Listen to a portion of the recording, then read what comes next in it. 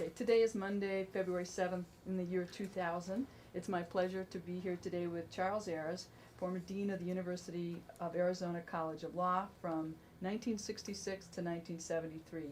For the University of Arizona James E. Rogers College of Law, I'm Toni Massaro. Okay, we're just going to ask you some questions about your time as Dean. First of all, and I am on the edge of my seat, why did you want to become a Dean at this law school? That's a question I've asked myself several times. In 1966, after well, I'd never been an administrator. I think every lawyer sort of has this lurking desire to be the boss, I suppose. I'd been in law teaching for a few years and at a vital, sort of vibrant law school, and things were happening, and I could see what changes could be made. And I thought that it would be interesting to try to create in Arizona the kind of law school that I could see in other places in the country, where law schools had made much more progress, much more rapidly than they had here. It was my home. I was born here. I liked coming back. I had a family that was too big to be raised in New York City because it was too expensive, although a lovely place to live, a wonderful place to live. But it was sort of a homecoming, and I practiced law here. So. When you got here, what was the school, what kind of shape was the school in terms of financial assets? Well, it had almost none, very small budget. The university, well, for a long time, was short on resources. The university had made great progress in research and getting research grants, but those were largely in the hard sciences. And President Harville and the people who were leading the university then sensed the progress that could be made if you built very strong departments of physics or astronomy and that sort of thing, and the Space Center, Space Sciences Center, and that sort of thing. And of course, the medical school was just being built at that time, which was both a drain on resources but also a source of a lot of outside funding. So that the law school, which I have to say was not one of the premier parts of the university at that time. I mean, we had to battle with departments like anthropology for the limelight, and we lost at that. So we were not in very good shape as far as resources were concerned because the university was neglecting the law school. Did you depend entirely on the public resources at that time? Entirely. There was no private fundraising at all, none. And we had no skills in that respect. We created the Law College Association, but we really didn't know how to go about it. And the one or two times we tried to secure consultants, we had no money to do it with, and it didn't work out very well. So we just limped along. And I'm not a fundraiser by nature, so I just didn't know how to go about doing that. Well, how'd you find the school in terms of the curriculum and the academic setup when you got here? Well, I have to be honest about the state of the law school at that time. It was not in good shape. The school had been neglected by the university, had been neglected by the community, and it was essentially a Rocky Mountain, small state public law school with minimal resources. It saw its mission, I think, as educating lawyers for small law offices in the communities in Arizona. It had not recruited well. In fact, when I arrived in 1966, it's hard to believe, but I think there were only about 12 people on the faculty, depending on how you count, but they had 6 vacancies that they had not filled. Now, how you let 6 vacancies accumulate when you're desperate for teachers is hard to see. But they had sort of lost, the school, I think, at that point had lost touch with what was happening in the law school world. They had built the building, but that was not terribly successful. The architecture was not good, and in the middle of the thing, the regents reduced the funding so that they then scaled down everything. So it was not a very pleasant place. It was vastly overcrowded. salaries were pretty low. We had some good teachers, but they were getting older. I think I was the next to the youngest person on the faculty when I came as dean in 1966. One faculty member was, I think, 6 months younger than I, Ray Davis. And the rest were quite a bit older. John Lyons, who was my predecessor, was one of my great heroes. John was a wonderful person. He'd been dean when I was a student at the law school. A lovely person, but he was tired, and he'd had difficulties within the faculty, and it wore him down. And it was a demoralized place. You add to the fact that Arizona State had just created the new law school at Arizona State. And they were in the process of getting started. In fact, Willard Pedrick, who was the founding dean up there, preceded me about 6 months in Arizona. He always claimed that he was the senior Arizona dean. And he was doing wonderful things up there. And the worst part of it was, from our perspective, not from theirs, but from our perspective, the law school up there was going to be sort of the crown, or the jewel in the ASU crown. They were going to be their premier college, because they really didn't have anything to match University of Arizona in the sciences and anthropology and sociology and that sort of thing down here. So their law school was going to be their primary focus.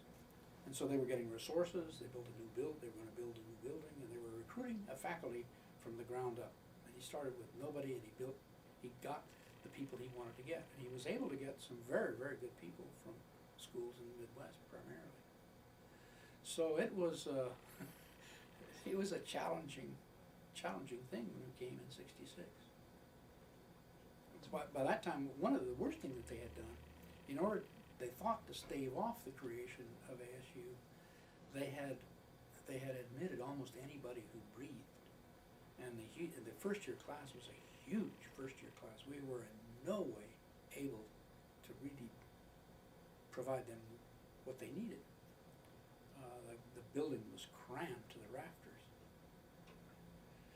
There weren't any admission standards to speak of. If you had a degree, you got in. And they weren't required to take the LSAT test at all. They took it. They were expected to take it, but it was used, quote, for counseling purposes only. So we had a lot of things to do. One of the reasons I suppose I came back was it occurred to me that even my 4-year-old son could probably figure out what needed to be done. It didn't take a genius to see what needed to be done to improve the law school, and so that's what the job was. So what'd you do? Well, the first thing I did was recruit heavily. I remember going on a recruiting trip in the fall of '66 all over the country, and I interviewed something like 65 people. I went to the major schools in the East and the Eastern Seaboard, and I had one more school to go to, and I was so exhausted that I just canceled it. I just quit and came home. I had a stack of 66 resumes, and fortunately I had taken a heavy old tape recorder with me, and as soon as I would interview somebody, I would think, as they walked out, I would dictate a description of them and something about what we had said, so I could separate one from the other later. How did you develop the pool of applicants?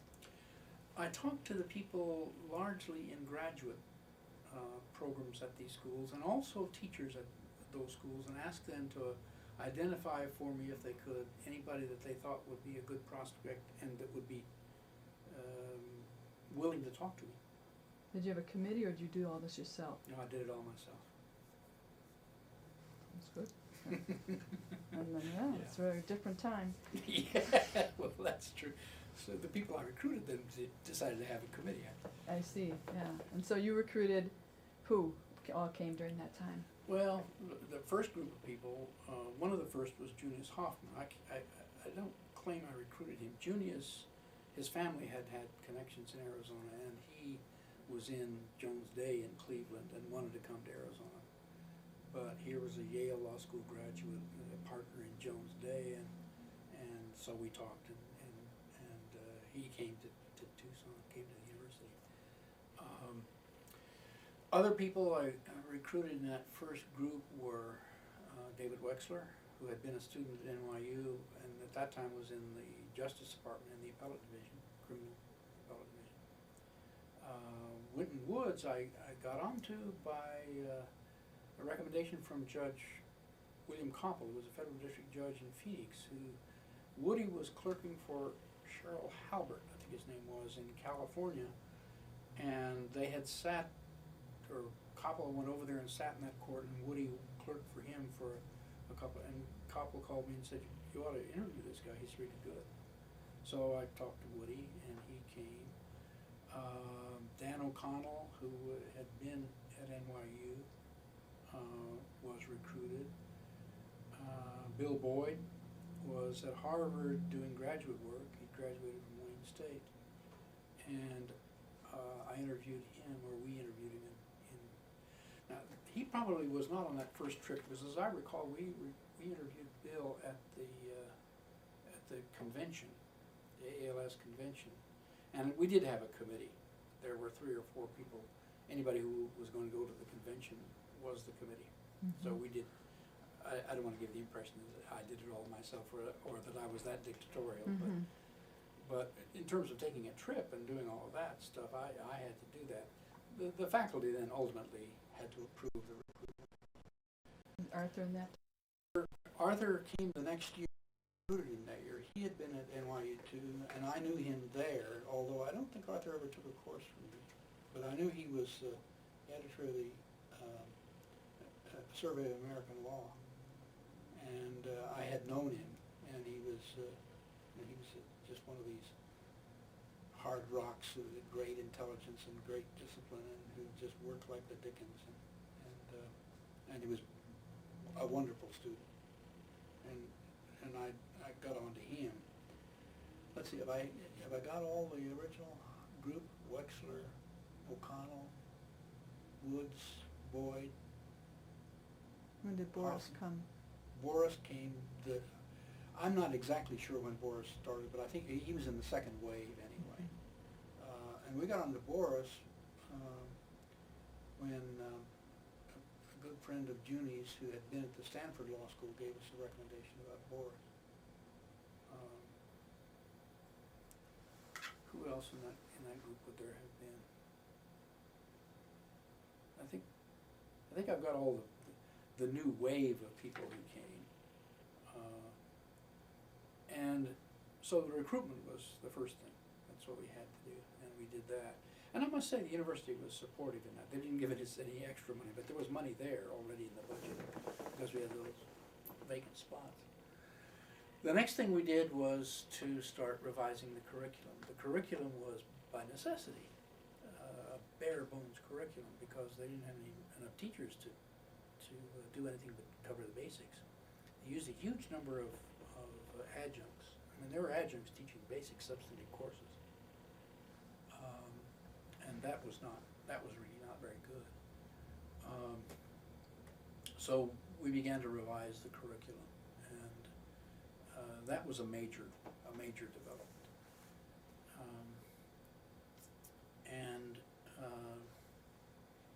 Beyond that, we raised admission standards. It was obvious we had to have admission standards that, if not identical to Arizona State, they had to be quite similar because neither of us wanted to be the dumping ground for the other's rejects. Although I think that word got thrown around in Phoenix a little bit because I had a couple of people who came to talk to us about being admitted to the law school here who were quite surprised when we said it, asked them, have you applied anywhere else? Yes, well, I was rejected at Arizona State. And I remember talking to one of them saying, what makes you think that if you were rejected at Arizona State, you'd get in down here? Well, he said, we were told that would be the case. And so I said, well, it's not the case. So, but we did. The interesting thing, I don't remember now. I have a figure in my mind for the class of 1966, which was actually put together before I got here, or about that time. The one that started in August or September of '66, I think was well over 200. And I think it seems to me it was something like 280. Now we could check the figures and make sure that whether that's right or not. I know it was huge. we adopted admission standards, and after we adopted admission standards, the next class was something like 91. We had a huge drop, which made things a little tense over in the administration building when we went over to talk to them. But one of the problems was we had to try to convince the university that we were an important college and that it was important to us to do things right, have good young teachers, a modern curriculum, and admission standards. But at the same time, say to them that's going to result in fewer students. And we fought our way through that, and then began to build up as we increased the size of the faculty a bit. Got the student body after that precipitous drop, then we began to gradually raise it to where it is now, 150 students a year admitted. And admission standards kept following the pressure of applicants. As you get more applicants, you can raise the standards, and it worked well. What were some of the high points for you during your tenure as dean?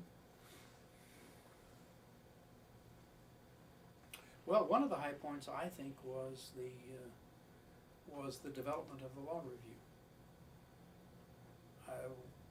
The law review, when earlier on, became a kind of, it wasn't a faculty edited review, but there was a faculty member who really essentially was the final editor.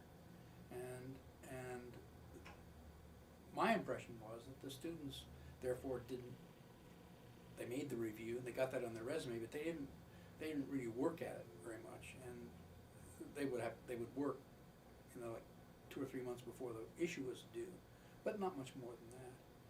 And one of the first things that I had to do, I didn't know much about law reviews, because when I was a student here, we didn't have one, but I had seen good law reviews operating. And one of the first things I did was to tell the students on the law review, this is going to be a student-edited journal, and you're autonomous. You make the decisions. If they're good, we'll support you. If they're bad, we'll support you, but you have to pay the consequences if they're bad. And I remember Gary Stewart tells a story of our having lunch and my telling him, it's up to you guys, you do it.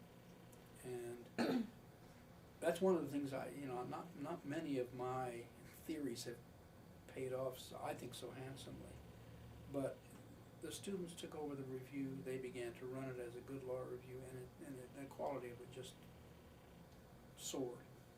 And that's what I think one of the great achievements. Wasn't my achievement so much, except that I told them, it's your responsibility. And when they rejected an article written by a powerful judge in this state, came to ask me what I would do if they did that, and I said, I won't do anything. That's your decision. If you can defend it, fine. If you can't, well, you've got a problem. But I don't have a problem. And I think that part of it worked beautifully well. Were there any big surprises to you as dean, things you weren't expecting? I suppose the biggest surprise is how long it takes to change, to turn a huge ship. It takes a long time. The other high points for me were the young faculty. I think that's why the law school began to progress. I'm convinced that you couldn't do it unless you brought in young people with good ideas and different experiences and exposure to different kinds of law school. But even with that, it seems to me that the length of time that it takes to make fundamental and long-lasting changes is very extended.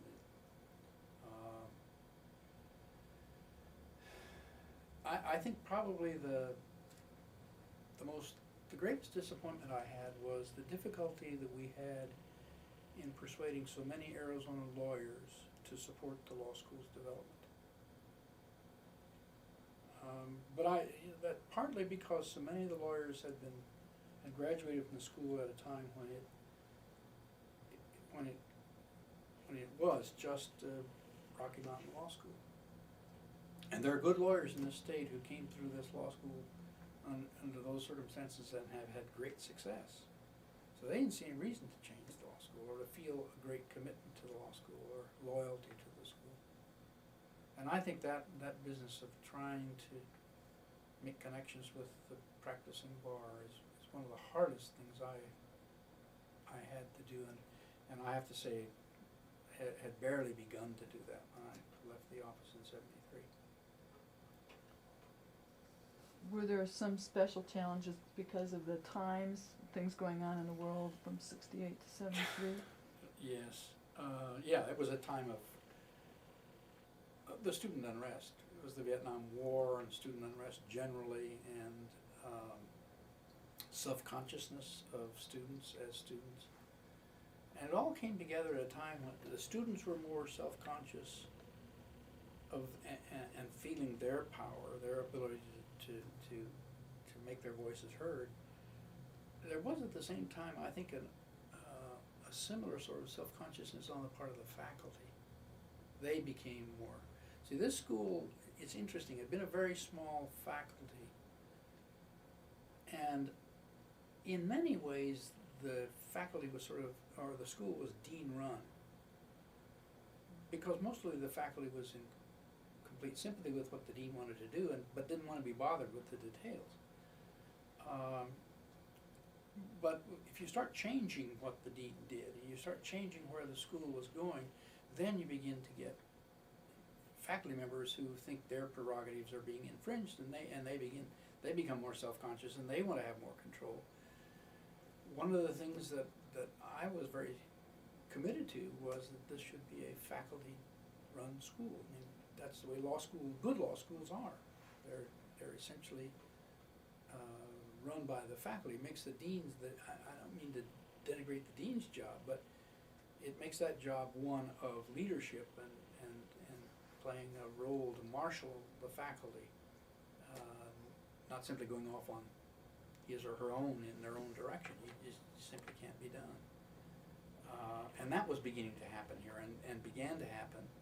It was added to by the fact that we're bringing in young people of very different experiences and perspectives from the older people who were on the faculty, and that created its own tensions. And we were in a university which was struggling with the unrest that was going on, the political unrest, the Vietnam demonstrations and that sort of thing. And the university, in my view, was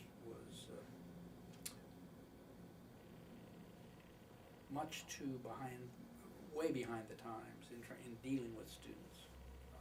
It had been a very paternalistic, authoritarian place, and that was beginning to be challenged by the students. The law school was in that respect, was a sort of an oasis of quiet, more than the rest of the university. But of course, one of the things we kept arguing was that the law school has to be a part of the community. Well, if you're a part of the community which is in turmoil, then you're going to be involved in the turmoil. And that was a little hard for the university administration to accept.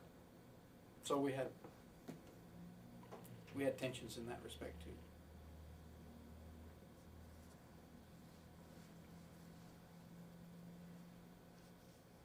So what do you think, you may have said it, were your best achievements in moving the law school forward?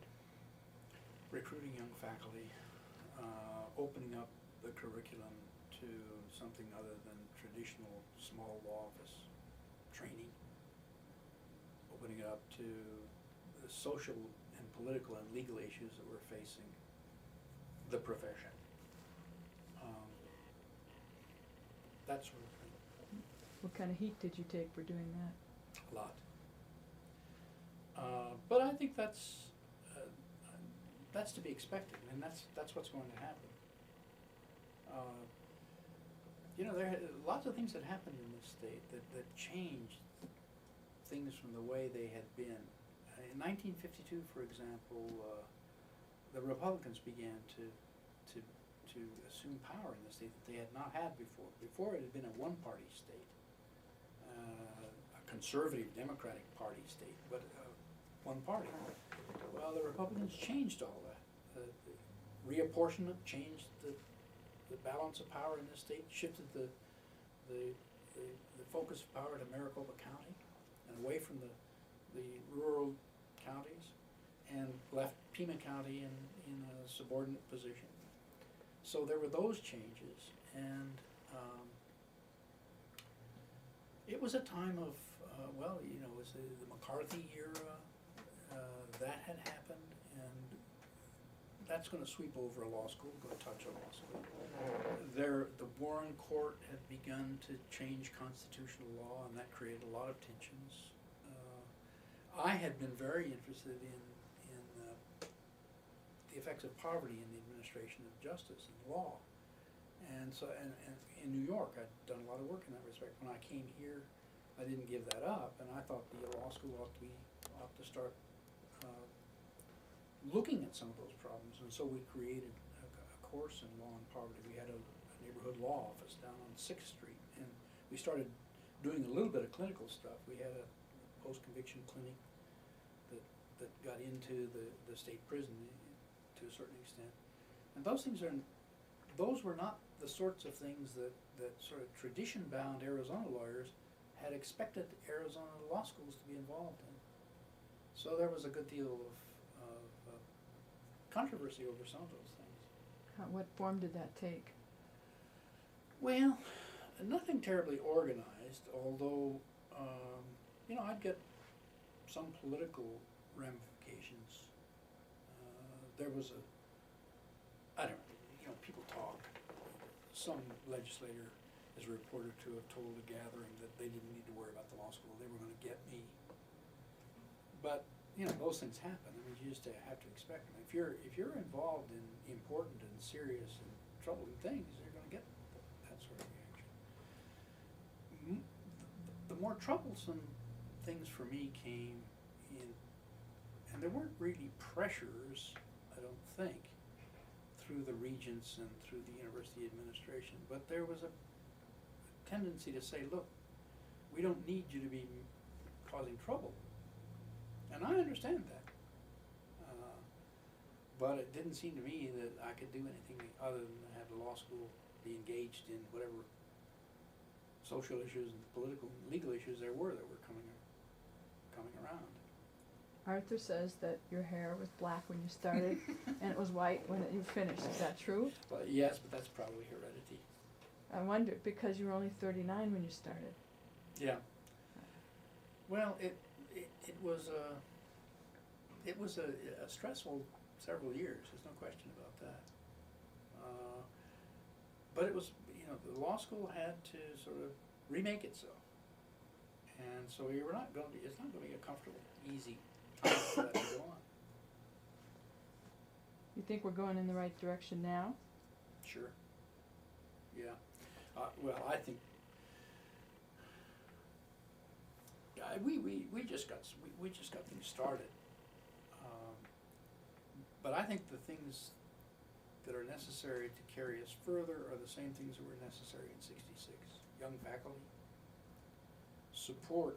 The one thing that we have now that we didn't have then, and I don't want to exaggerate what we have in terms of resources, but to do the things without any extra resources was very, very difficult. You do need resources to make the next step. I mean, you can change the sort of ground rules, I suppose, in the structure of the place to some extent, and you can bring in young faculty if you've got any money for salaries at all. But to encourage and nurture the scholarly efforts of young faculty, and middle-aged and older faculty too, for that matter, takes resources. I think the students, you know, we had some very good students in those early days. I mean, really first-rate people who've gone on to have wonderful careers. But there are more of them now. And I don't think the top's any better than they were, but the bottom certainly is. So that's necessary. And the one thing a law school has to do, I think, and this is really hard for lots of members of the profession to understand, that a law school has to be open to new ways of doing things, new ideas. Now, you can go too far. I know law schools that have just gone with without any restraints at all, pursuing every will-o'-the-wisp that comes along. You can't do that. It's gotta be done good, well, it's gotta be hard thinking go into it and that sort of thing. But you gotta be open. And one of the depressing things about being in legal education as long as I have is how little it has fundamentally changed in this long, long time.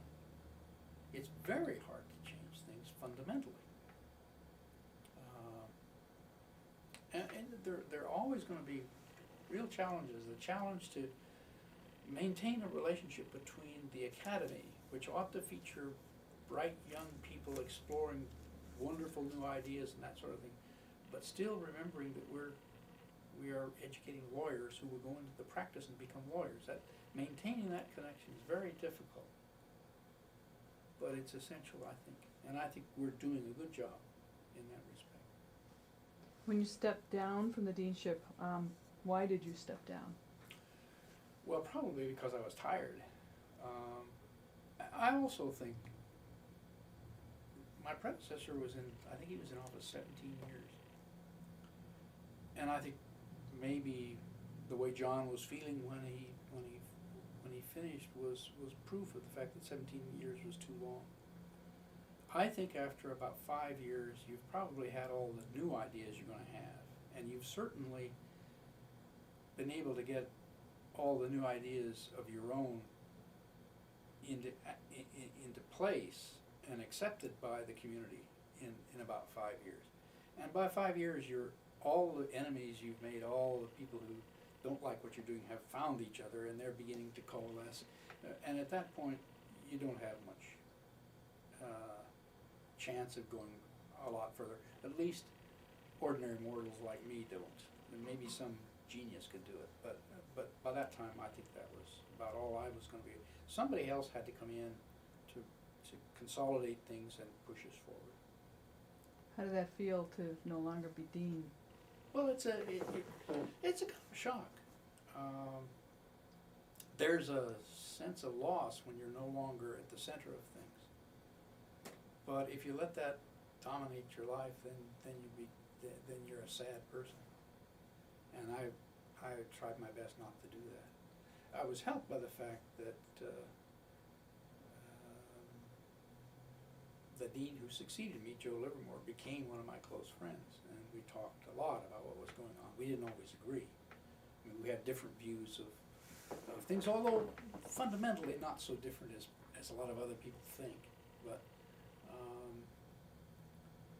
and I guess it makes a great difference that I stayed around here, stayed on the faculty, and so I wasn't completely out of the game, stayed in the game.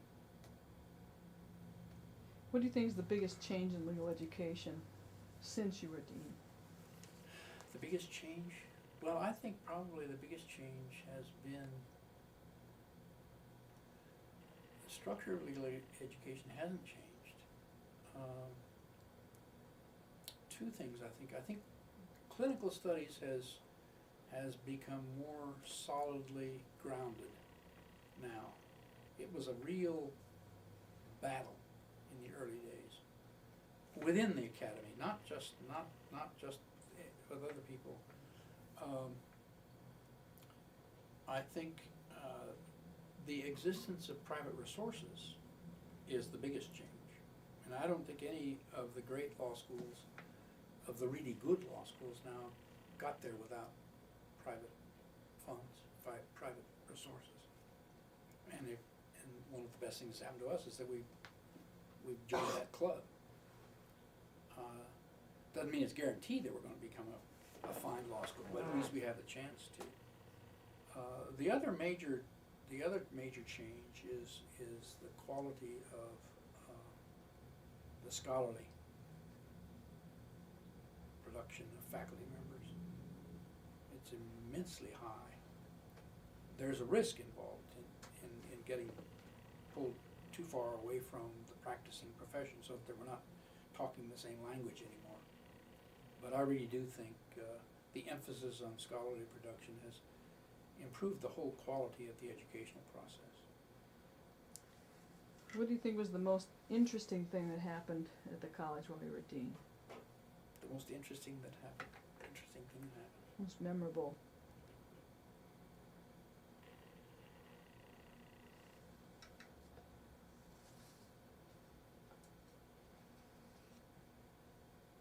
Well, I suppose it's the,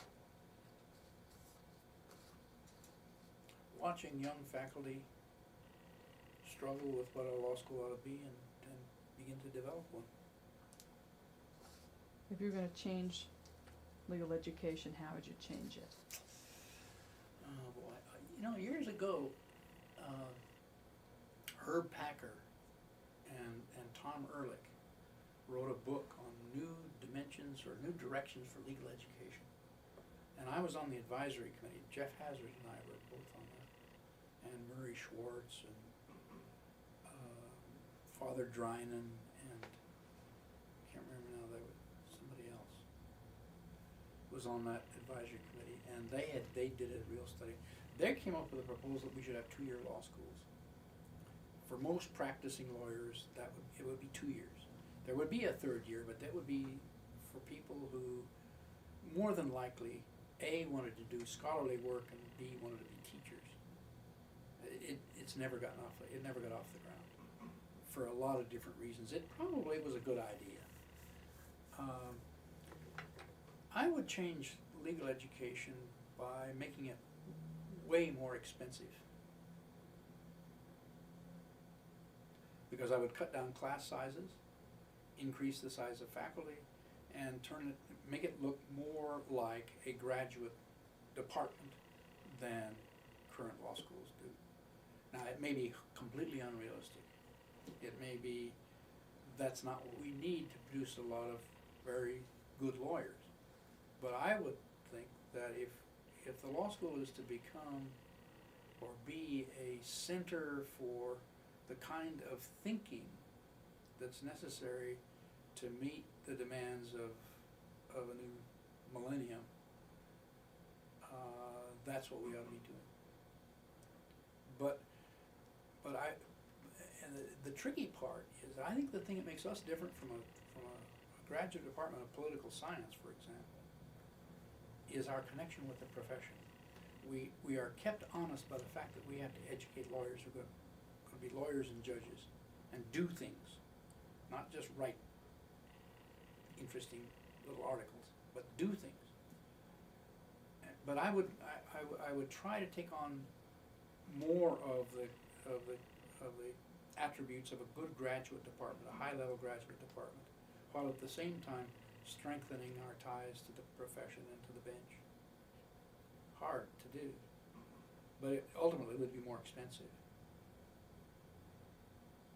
Now, whether in today's world with attitudes toward lawyers being what they are in legislatures and that sort of thing, they will ever do it, I doubt. What do you think is the defining characteristic of this College of Law? What makes it distinctive? Right now,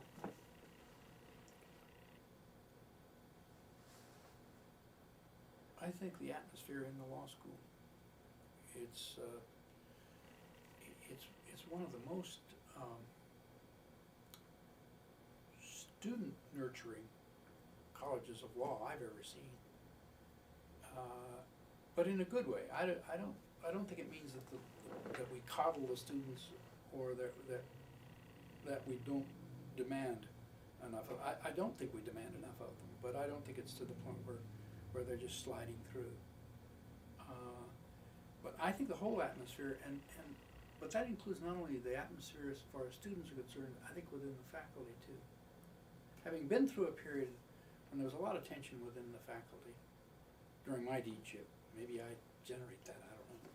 But having been through that and comparing it with the kind of respect that people have for each other now, I think that makes us a distinctive place.